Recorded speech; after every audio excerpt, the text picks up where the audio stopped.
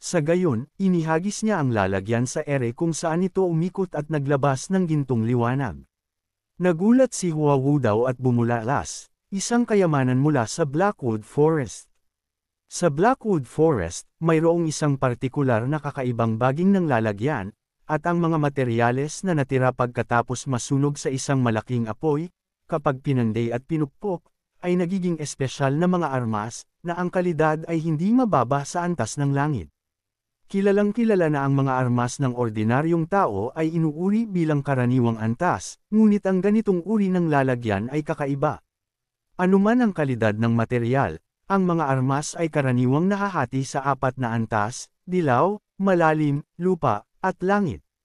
Kapag umabot ang isang armas sa antas ng lupa, magkakaroon ito ng antas ng compatibility, kapag ang compatibility ng gumagamit sa armas ay umabot sa pinakamataas na antas, maaari nitong ilabas ang mas malakas na kapangyarihan.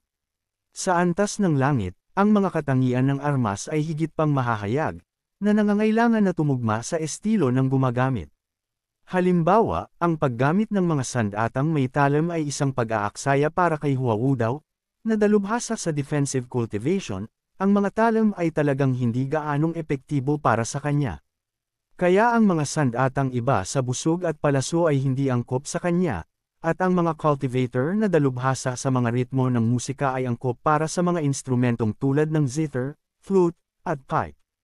Gayunpaman, ang mga teknik ng cultivation sa ritmo ng musika ay madalas na masyadong mahirap, at hindi maraming tao ang nagpapakadalubhasa sa mga ito. Anuman ang uri, ang mga armas ay resulta ng daan-daang taon ng akumulasyon at pagbubuod, na ginagawang malinaw ang kanilang nilalayon na gamit at tungkulin. Gayunpaman, ang tungkulin ng lalagyan bilang isang armas ay hindi agad-agad na maliwanag, na ginagawang bihira ang paggamit nito bilang isang armas. Ano ang gamit ng iyong lalagyan? Direktang tanong ni Leng Luo. Sinalo ni Panlit iyan ang lalagyan ng alak, hinawakan ito sa kanyang palad, at buong pagmamalaking sinabi, marami itong gamit, kaya nitong pumatay ng tao, magsilbing unan, magpapanariwan ng isip, o magpapakalasing at magpapagulo. Nagpakita ng pag-aalinlangan si Leng Luo, na para bang gustong sabihin, hindi ako naniniwala sa iyo, matandang tusong iyan. Masayang nanood si Pan Zong at pinuri, kahanga-hanga si Old Pan. Sana mayroon akong ganoong armas. Gusto mo ba? Gusto ko. Walang pag-aatubiling sagot ni Pan Zong. Sino ang hindi mangangarap na magkaroon ng heavenly grade na armas? Labis silang bihira. Ngumisi si Panlit iyan at sinabi, kapag naabot mo na ang nascent divinity tribulation realm, ibibigay ko sa iyo ang lalagyan na ito. Ano sa tingin mo? Bagamat malapit sila sa isa't isa, hindi umaabot sa pagbibigay ng heavenly grade na armas ang kanilang relasyon. Ang kahalagahan ng ganoong mga armas ay alam na alam kahit ng mga baguhan pa lamang sa mystic enlightening realm. Nauunawaan ito ng mga elder ngunit hindi nila ito pinag-uusapan. Sa puntong ito, hindi na mapigilan ang sarili, lumapit si Huawudao kay Lasho at yumuko, pakiusap, maliwanagan ninyo ako, Pavilion Lord, kung paano isagawa ang ika-10 character ng 6 Union Sale. Hinimas ni Lasho ang kanyang balbasbas, nag-iisip, natutuwa na hindi demonstrasyon ang hiningi. Talagang ang nagkaroon siya ng ilang pananaw mula sa kanyang kamakailang pagtatanghal. Ang kalikasan ay sumusunod sa paraan ng langit at lupa, kaya, dapat itong bumalik sa kaharian sa pagitan ng langit at lupa. Naiintindihan mo ba? Naguluhan si Huawudao, bagamat dati siyang prodigy ng Cloud Sect, tila hindi nararapat sa kanya na aminin ang kanyang pagkalito, kaya malabo siyang tumango, sa tingin ko mayroon akong naiintindihan. Magnilay ka pa, at makakahanap ka ng kaliwanagan. Iniwan ni Lasho ang mga salitang ito at naglakad pabalik patungo sa Evil Sky Pavilion. Talagang nakatulong ang modernong pilosopiya, nagsasalita ng mga pangkalahatang katotohanan na madalas ay malabo. Ang hindi pag-unawa ay eksakto ang punto, dahil pinahintulutan nito ang iba na mamangha ng hindi ganap na nauunawaan ang kahulugan. Bukod dito, dahil hindi siya nakatanggap ng merit points para sa gabay na ito, ipinakita nito na hindi sila kanyang mga disipulo, kaya walang saysay ang karagdagang payo. Lahat sila ay mga elder na walang gaanong kinabukasan o pag-asa. Mas mabuting ituon niya ang kanyang enerhiya sa kanyang mga problemadong disipulo. Pagkatapos bumalik sa silangang pavilion, ang unang heavenly writing divine ability, divine power of the voices of all beings, ay nahuhulog sa kategorya ng sonic power. Ang pangalawang heavenly writing divine ability, divine power of supreme wisdom that extinguishes dharma, ay nagsisilbing offensive ability na katulad ng pagsabog ng asol na lotus.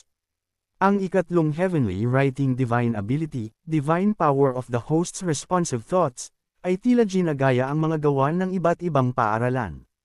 Kasama ang likas na kakayahan ng heavenly writing na labanan ang mga enchantment mula sa pangkukulam at hypnotic effects mula sa sagradong musika, malinaw na ang ikatlong heavenly writing ability ay konektado sa mga elementong ito. Ang pagkakaroon ng tatlong divine abilities ay nagpapahiwatig ng potensyal para sa ikaapat. Kaya, saan matatagpuan ang ikaapat na volume ng heavenly writing? Habang nagmumuni-muni si Lasho, naglakad siya sa mesa upang suriin ang sinaunang parchment map, napapansin na ang lokasyon ng Sword Tomb ay naging malinaw. Ipinakita nga nito ang mga lokasyon kung saan maaaring buksan ang heavenly writing. Gayunpaman, maliban sa Divine Capital at sa Sword Tomb, nanatiling malabo ang iba pang bahagi ng mapa. Ang ikaapat na volume ng heavenly writing ay kailangan lamang maghintay. Sa parchment map na ito, walang pag-aalala tungkol sa hindi paghahanap ng susunod na heavenly writing volume. Nagpasya siyang magpatuloy sa pag-aaral ng heavenly writing. Samantala, sa isang tahimik na tirahan, malakas na umuubo si Shibuya. Binuksan niya ang kanyang damit upang ipakita ang isang matipunong katawan, ang kulay ng body-binding divine spell ay kumupas, ngunit hindi pa rin nakabawi ang kanyang cultivation. Ito ba talaga ay isang Daoist divine spell? Nakaramdam ng pangamba si Shibuya. May pakiramdam siya na hindi ito isang Daoist spell at walang sinuman maliban sa kanyang master ang posibleng makapagpawalang bisa nito. Habang nagmumuni-muni siya, lumitaw si Ye Jixing sa malapit. Nang makita ang maputlang mukha ni Shibuya, mabilis siyang sumigaw, "Sect leader!" Iwinagayway ni Shibuya ang kanyang kamay upang ipahiwatig na ayos lamang siya, iulat mo ang sitwasyon. Iniulat ni Ye Jixing, iniulat ng mga especially iya malapit sa Golden Court Mountain na nawala na ang harang sa paligid ng bundok. Nagtaka si Shibuya sa balitang ito. May nangyari kaya sa Evil Sky Pavilion? Sect leader, pagkatapos umalis ng Old Master sa Sword Tomb, nagpadala ako ng isang tao doon. Natuklasan nila na kinuha na ang demonic sword at napunta sa mga kamay ni Jiang Aijian. Nag-isip sandali si Shibuya at sinabi, sa ugali ng master, hindi niya basta-basta ibibigay ang demonic sword sa iba. Kung may lihim na tumutulong sa Evil Sky Pavilion, malamang si Jiang Aijian iyon. Medyo nagulat si Ye Jixing, si Jiang Aijian, isa sa tatlong dakilang mahilig sa espada, ay karaniwang nag-iisa at umiiwas sa gulo. Bakit siya? Katatapos lamang niyang magsalita nang magpakita siya ng nakakahiyang ekspresyon, dahil inutusan na siya ng sect leader na imbestigahan ang background ni Jiang Aijian, ngunit walang nangyari. Umiling si Shibuya, ang tanging taong maaaring makaalam sa mga pader ng palasyo ay siya, ang ikatlong prinsipe ng Great Flame Royal Family, si Liu Chen.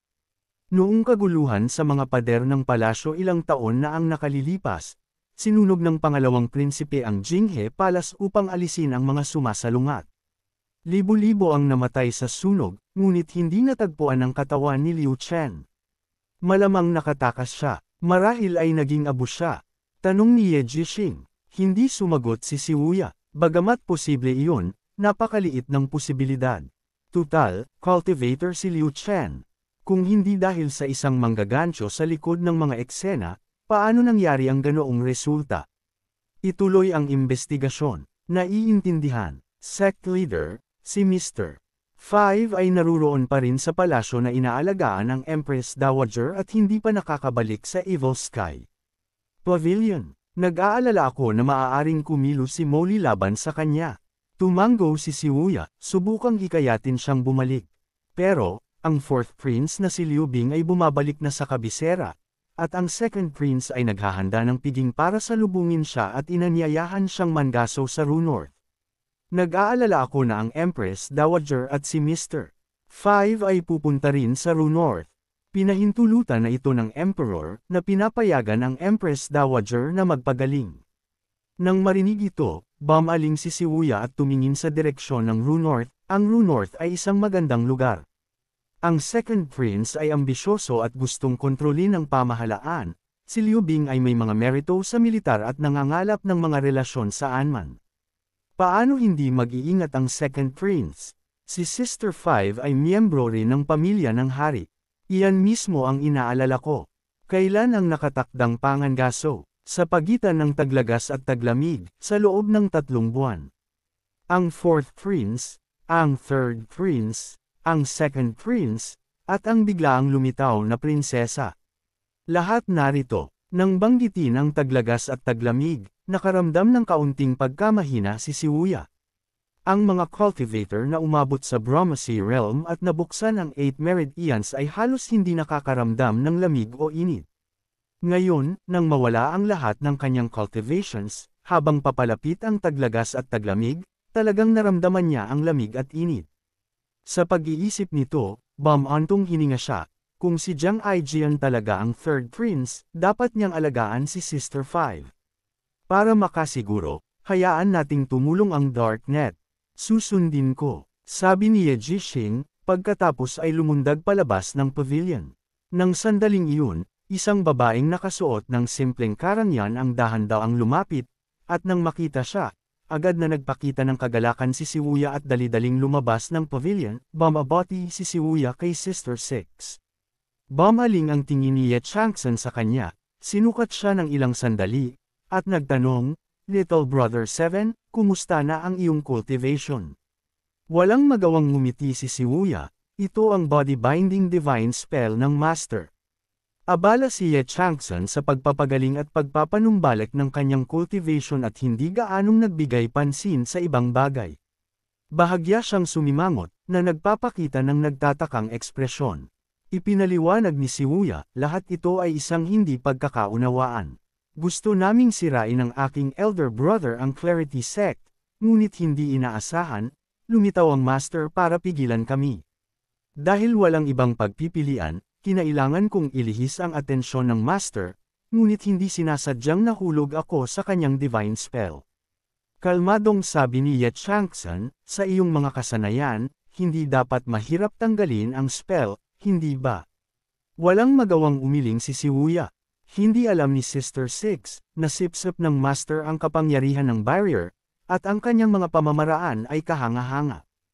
Kahit ang mga Daos ng Celestial Master Sect ay hindi kayang paalang bisa ang sumpa na ito. Tumigil si Ye Changsan, inaalala ang kanyang sariling mga pakikipagtagpo sa Master.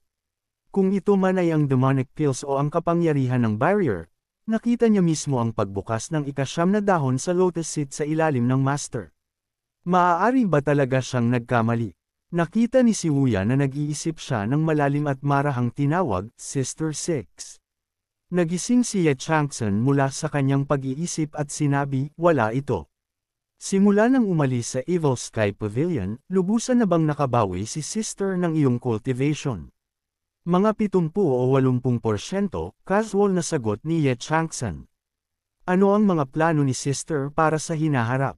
Tanong ni Shibuya. Ang tanong na ito ay tila casual, ngunit ito ang pinakamahalaga sa kanya.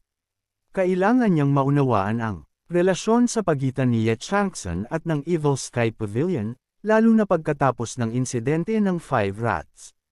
Tumugon si Ye Changsan, may hinahanap ako, isang bagay na maaaring hindi man lang umiiral. Ngumiti si Shibuya at sinabi, ano ang hinahanap ni Sister? Baka makatulong ako, walang bagay sa ilalim ng langit na hindi ko kayang alamin. Tinitigan muli ni Ye Changsan si Shibuya. Hindi sila gaanong nag-usap mula nang umalis siya sa Evil Sky Pavilion, ngunit nabalitaan niya ang network ng impormasyon ng Darknet. May hinahanap akong tinatawag na Riding the Yellow. Pagkatapos sabihin ito, nagpakita siya ng mapait na ngiti, ako na lang ang hahanap nito, hindi mo na kailangang mag-abala pa. Nang makita siyang papalayo na, mabilis na nagsalita si Shibuya, sa bansa ng White Citizen sa hilaga ng Dragonfish, may nakatirang Riding the Yellow, isang nilalang na may anyong soro ngunit may sungay sa likod, ang Riding the Yellow ay may 2,000 taong buhay. Tiningnan siya ni Ye Changsan na may komplikadong ekspresyon, alam mo ang tungkol sa Riding the Yellow. Bumantong hininga si Siwuya at nagpatuloy, pagkatapos ng kamatayan ni Wei Zuoyan, pinaimbestigahan ko ang pangyayari sa Crossing the Sky River, na nagdala sa amin sa mga pahiwatig tungkol sa Riding the Yellow, ngunit wala ng karagdagang natagpuan. Malinaw ang implikasyon, kung kahit ang kanyang darknet ay walang makitang iba pa, paano niya ito posibleng magawa ng mag-isa? Tanong ni Ye Changsan, Little Brother 7, hindi ka naniniwala sa pagkakaroon ng ganoong nilalang. Sandaling nag-alinlangan si Siwuya, ang malaking limitasyon ng buhay ang palaging pinakamalaking tanikala para sa mga taong cultivator, nang walang anumang pagbubukod hanggang ngayon. Kung ang Riding the Yellow ay tunay na nagbigay ng 2,000 taong buhay, hindi ba nito masisira ang limitasyon ng 1,000 taon? Posible ba iyon? Nag-isip siya sandali at pagkatapos ay nagtanong, naniniwala ba si Sister dito? Hindi nag-alinlangan si Ye Changsan at matatag na sumagot, naniniwala ako.